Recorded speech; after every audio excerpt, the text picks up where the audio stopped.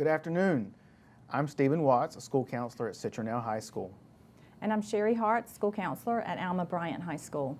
And today we're going to talk to you about financial aid and the FAFSA process. So what is financial aid and what is the FAFSA process? Well, the FAFSA stands for Financial, help me out, Stephen. Free application for federal student aid. Sorry about that. So the first word in FAFSA, the F stands for free. So that always means free. So there are websites that are going to charge you to complete the FAFSA. So just know that from the get-go that is a scam. That's right. It seems like every year one of my students always goes to that website and says, well, I had to pay money to fill out the FAFSA. So from the very beginning, we want you to know that free is the first word in FAFSA. That's what that stands for. So the FAFSA is a federal program, and you do have to put in information, and that's what we're going to go through today. Some of it can be a bit confusing, so we hope to make the process a little bit easier for you. Students that are currently seniors, if you are planning to go to college, you should have already started this process, but if you haven't, you're fine. You can still get started on that now. Even if you're going in the fall, you're okay. You can get started on this FAFSA process now. So the things that we'll be going over today are the FAFSA. We'll also talk about loans, student and parent loans, subsidized and unsubsidized. What does that mean?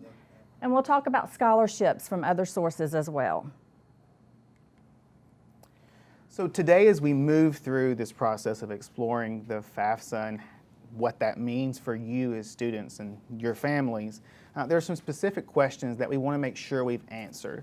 The whole FAFSA process really does present a lot of complex questions, and so we wanted to give you a preview of what we'll be asking today and the answers we hope to provide by the time we're done. So we'll start with what is financial aid? What does that even mean? What does financial aid look like for me as a senior leaving high school or as a junior who's about to begin my senior year? Who can get financial aid? Who's eligible? How do you know if you're eligible? And then once you're eligible, how do you know how much that you can get? How do you apply for it? And how do you know once you've applied, are you accepted? What's the next step? What happens next? How does this process work? And then finally, as you need more info, where do you go to get that info as a student who's working through the FAFSA process? So let's begin with question number one. What is financial aid? Financial aid is money to pay for school after high school. And when we think about financial aid, we tend to think four-year university, but it can also be for a two-year community college. It can be for a career technical school. It's money for school after high school. So post-secondary studies, money to pay for that. The truth is that most people do not have the money to just pay out of pocket for what happens after high school, any training, any education they receive. And that money often comes from other outside sources for them. And so financial aid is those sources of money, and those can be grants. A grant is money that you'd never have to pay back. It is free money given to you that you will never owe back to anyone. There are some state grants that we might talk about, state grants that come from the state of Alabama.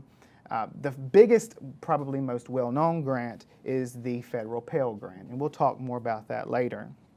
Work study is when you qualify to work on campus at the school you're attending, and they pay you to work in, a lot of times it's an administrative office. The library. Right, in the library. Campus bookstore. So you're performing a duty for the university or college where you're attending, and you work for them, and they either pay you or they reduce your tuition through that work study program. You do have to complete the FAFSA to be eligible, and there are other requirements that we'll talk about later to be eligible for work study. The next biggie is loans. And these are the ones that of all the sources of financial aid we want to be the most careful with. Loans have to be paid back after you've completed your degree program, or if you take out a loan and you don't complete that degree program, those loans still have a due date. So we want to be really, really careful about those loans that we take out. The fewer loans that you can take out, the better. And then finally, scholarships. And their scholarships fall into two main categories. Scholarships are money that you are awarded based on some criteria. So for a need-based scholarship, it's based on the amount of money that you need, but you cannot provide out of pocket to pay for post-secondary expenses. So the courses, tuition, fees, room, board. Merit-based scholarships are based on your grades, your GPA, your ACT, SAT score. And so generally speaking, the higher your GPA, and especially for us in the Southeast, we focused on the ACT, the higher that score, then generally the more money you're eligible to receive through a scholarship. So need-based is based on what you cannot provide out of pocket for your own education expenses. Merit-based, based on grades, GPA, and a test score, normally. And all of these that we're talking about today are found at the website studentaid.gov. So anything we talk about today is found at that website. So feel free to go to studentaid.gov and find all of this information. You know, a lot of, in fact, of what we're covering today can be found online.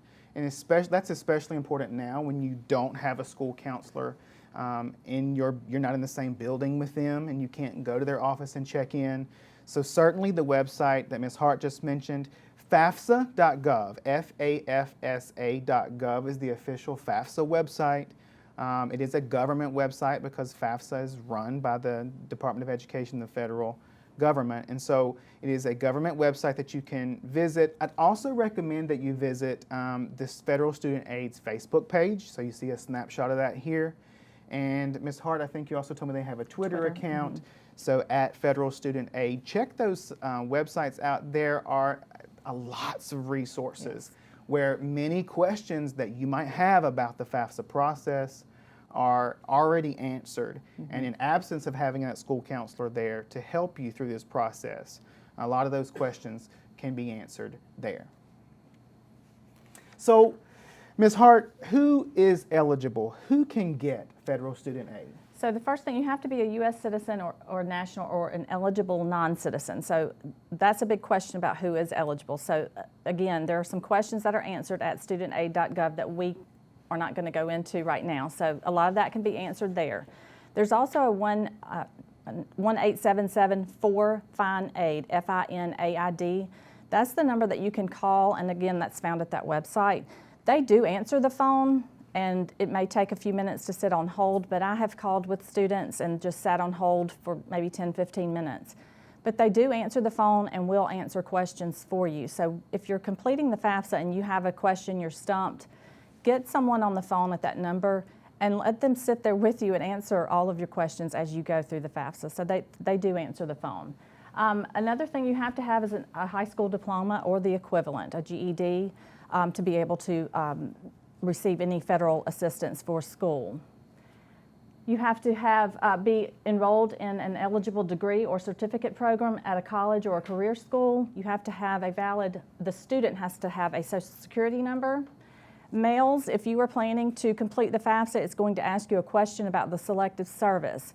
So you will have to register with the Selective Service within a few months of filling out the FAFSA. So if you are completing the FAFSA, that is a question, and if you answer no that you have not registered with the Selective Service, you will have to do that soon. And for you to continue receiving, if you do qualify for any federal money, for you to continue receiving it, you can't fail classes. There is a certain GPA that you must maintain, and your college will tell you that, but you have to maintain that academic progress, that satisfactory academic progress to continue receiving any kind of federal money. One important note here, notice that Ms. Hart said you have to be enrolled and you have at a college or university, and you have to be graduated to receive the money, but not to apply. That application process has to start much earlier. So certainly if you haven't done it by now, you could do it now, but you won't receive those funds, and that's key. You don't get a check magically in the mail tomorrow. You don't receive those funds until once you've started next fall in the college or university of your choice. So now that we know who can get federal student aid, what about other kinds of financial aid? So states and colleges and private institutions also have some aid available at their schools. So the state universities and colleges may have financial aid available through the federal government. That's what runs out the quickest. So the earlier that you file your FAFSA, the better it will be for you.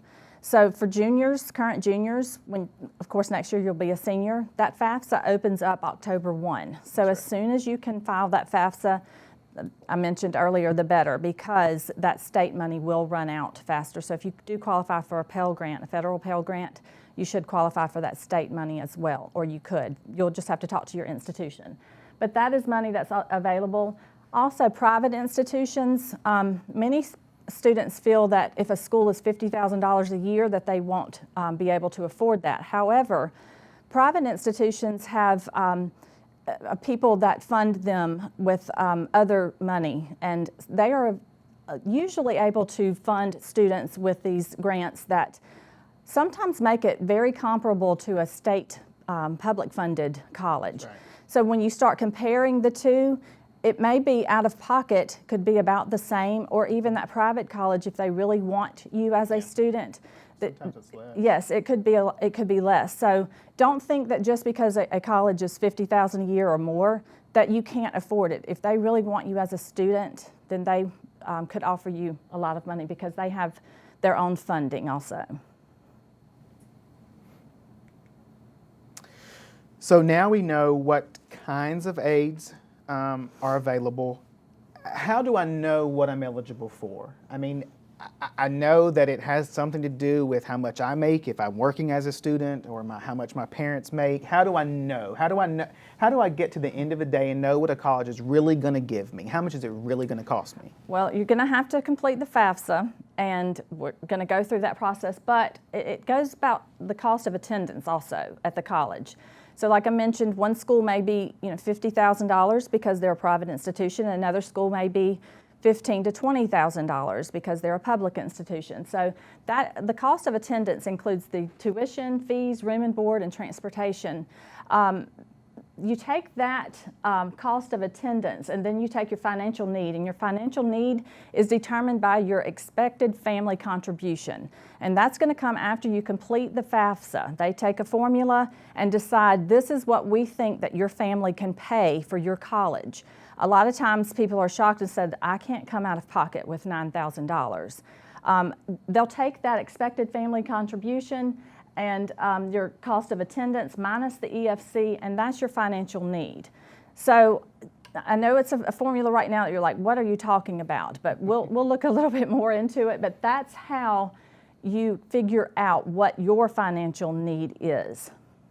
So how much it's going to cost for me to attend, that's all those fees, tuition, books, where am I going to live, how am I going to get to school, minus what the report that you'll receive from the FAFSA says you are eligible to receive. And it's the EFC. EFC, expected family contribution.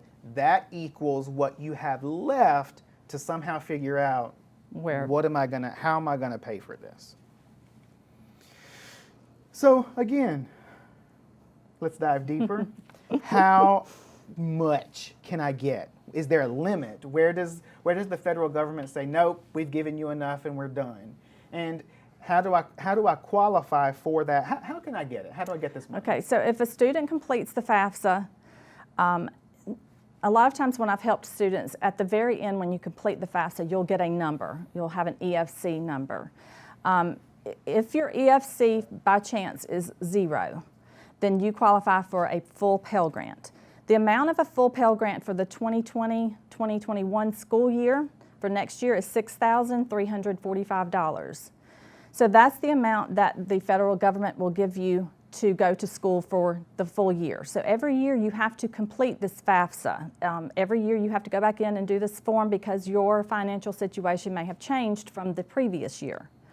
So whatever information you input into the form, which we're going to talk about, if you have to input your parents' information, depending on the income on the tax return, whatever that EFC comes back, the higher the EFC, the lower the aid that you may receive.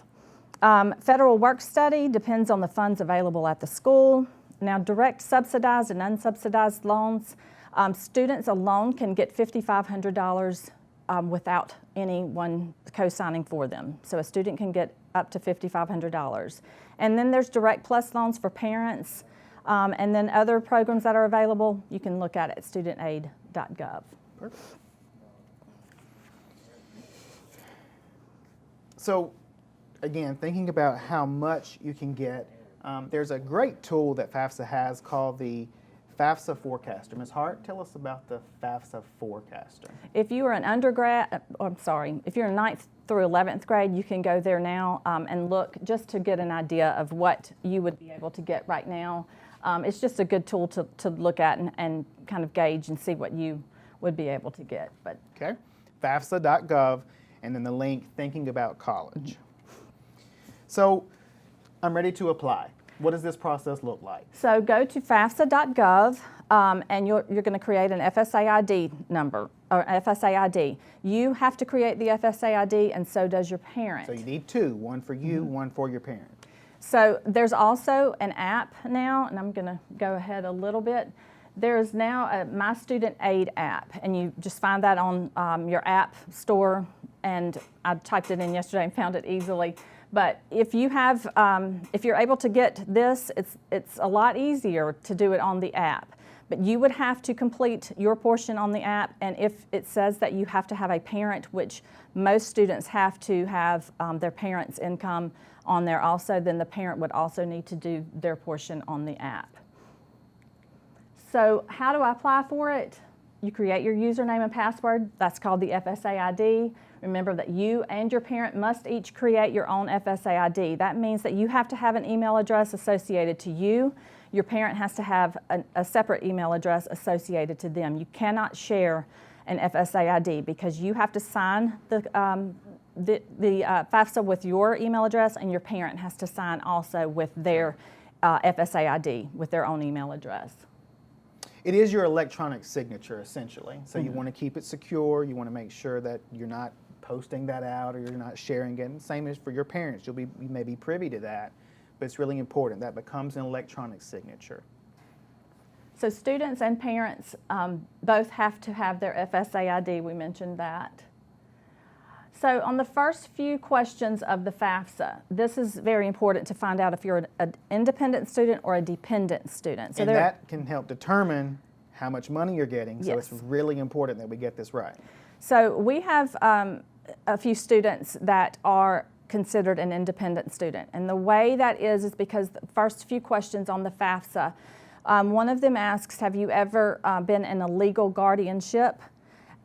If that is the case, if you can answer yes, or have you ever been deemed homeless or an unaccompanied youth? If you answer yes to that question. There are some other questions, but most of our students are not able to answer yes to those, but those two can help our students be an independent student when it comes to the FAFSA. If you answer yes to either one of those, it will tell you you are considered an independent student. You do not need any parents' information for the FAFSA. Usually when that happens, that student does not have an income or has very little income to put on the FAFSA information. So that usually means that the student will receive a full Pell Grant, which is $6,300. More money. Yes, and $6,300 will cover full tuition at any community college in Alabama. So we want to make sure that you understand that could mean that you could go to school at no cost out of pocket if you do qualify for that full Pell Grant. So just because you think that you can't, there's no way that you would ever find money for college, that may not be the case. You need to get in touch with your high school counselor and see if you're eligible, because we're happy to help you with that FAFSA. You know, the other side of that is some students don't complete the FAFSA because they think their parent, their guardian makes too much money and there's no way they'd be eligible. What would you say to a student who says, you know, I know my parents make too much, I'm not even going to fill it out? And I've had that before. Some colleges now require you to complete the FAFSA to even be offered any scholarship money because they want to know what your EFC is, what your need is. You have to have that number. Yes, and I know a lot of parents are very leery about giving out that financial information, but you're just turning it back over to the federal government. That's where it's going. It's not going to the college. This is going into a federal government site. It doesn't go. Your information, your tax information doesn't go to the university. It goes to a government site, FAFSA.gov. So yes, you would still need to complete that to sometimes be offered any kind of aid from university. Right. Another question, who is my parent when I fill out the FAFSA? This is a form that is also found on the FAFSA site, and it says, who is my parent? Because a lot of times students are living with aunt or uncle or lived with grandparent, but grandparent never adopted them, or maybe they did adopt them. So there are a lot of questions that this goes through and says, what if I don't live with my parents? What if I live with my grandparent, but they didn't adopt me? So there are a lot of things that we can't answer today, but this will answer for you, or you can call that number and they will help you get through that as well. And just so you know, this document that we have on the screen here, guess where we found it? From the FAFSA website. So a lot of these questions, as we said, can be answered directly from the FAFSA website. So we're filling out the FAFSA. We're working through, we've created our FSA ID. Now we're completing the actual form using the app. I know that if I'm a student, at some point I'm going to have someone's income info, right? And I'm pulling that from a tax return, correct? Yes. So what next? If you do have to have your parents' information, and you'll need, right now, if you're a senior, you'll need their 2018 tax return information. So if you have that in front of you, there's a few questions that you'll have to answer. One is, did they file married jointly or married filing separately? If they filed married jointly, then you may be able to connect directly to the IRS retrieval tool. If you can do that, it pulls the information in directly from the IRS data retrieval tool, and you don't have to input any, very few numbers. It's literally the government website sharing information with a different government website. It's very, very helpful. The one clue I will say that you'll need to make sure of, when it asks for your address, make sure you put in, for example, if on your tax return you typed in drive, don't put DR when you're trying to connect to the IRS retrieval tool. Correctly. It has to match correctly. So if you put in APT on your tax return form, put APT for apartment. Don't type out apartment. It does have to match exactly, Perfectly. or it will not match up for the IRS retrieval tool. So if you can get those to pull in from that retrieval tool, it is so helpful. You don't have to put those numbers in, and it's very, very helpful. So you and your parents will both have to sign. Your parents will have to document some of that and then sign for you as your parent. The next thing, make sure that you watch for responses. So once you submit it, it'll take about 3 days before they send it back to you and say, we have everything, everything looks fine, or it doesn't look fine, or this is what you need. Everything's going to come to you by email. That email that you supplied with your FSA ID, everything comes there. Check your email. You have to continue to check your email. And check the email from the college, because now everything's going to go to the college. That's right. They get that data. They're going to ask you for some things. Make sure, if you don't understand it, don't ignore it. Go to your high school counselor, say, what do I need? Or go to the college and ask them, what are you talking about? I think that's a huge piece here. You're about to enter a 2 or 4 year relationship with that institution. Reach out to their financial aid office. They have folks who literally are waiting to help you. Yes, and if you made a mistake on your FAFSA, know that you can go back in there with your FSA ID and correct things. That's right. It's not, if you messed up and you realize, oh my gosh, I put the wrong number in, you can go back in and correct it. You can always correct those mistakes. If you happen to put in a school and you forgot to put in another school, or they offered you something, you can go back in and add another school to send your information to. Studentaid.gov, remember that's the website, and the phone number, it's 1-800-4FED-AID, FED-AID. Studentaid@ed.gov. Again, your school counselor is your first line of resource. for FAFSA-related questions. But certainly go to these resources. It looks like we're out of time, but next time that we see you, we're going to talk about looking back over these 2 months of when it seems like the world was turned upside down, and then getting ready for next school year. It's going to happen. We want you to be ready when we get there.